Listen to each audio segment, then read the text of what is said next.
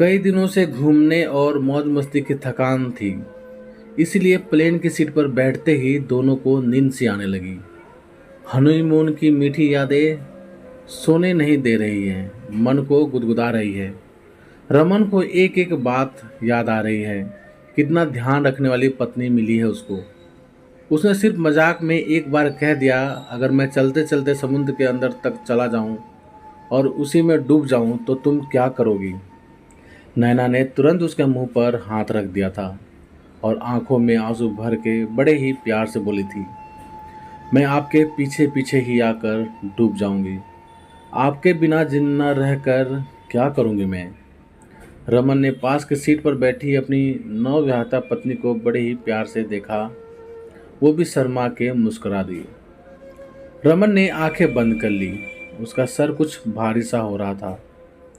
Airport पर उतरते ही दोनों के टेम्परेचर चेक किए गए। रमन को बुखार था तो उसको तुरंत अलग ले जाया गया। कोरोना का अंदेशा पाते ही रमन को अलग कमरे में रख दिया गया। रमन ने घबरा के कहा, बाहर मेरी वाइफ मेरी चिंता कर रही होगी, प्लीज़ उसको जाकर बता दीजिए कि वो परेशान ना हो। अचानक कमरे के बाहर से बहुत सी आवाज़ें आने लगीं।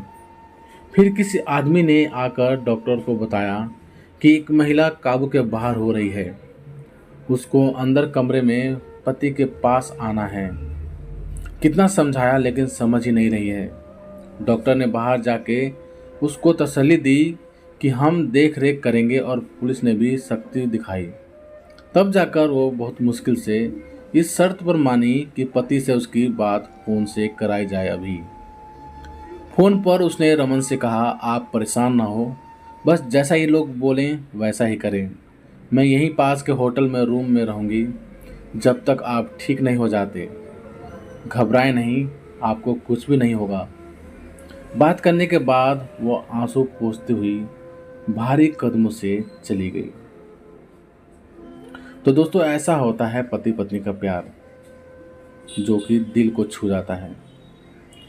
आप लोगों को ये कहानी कैसी लगी, प्लीज़ कमेंट करके हमें ज़रूर बताएं। यदि छोटी सी कहानी आप सभी को पसंद आई हो तो लाइक शेयर और सब्सक्राइब ज़रूर करें। धन्यवाद।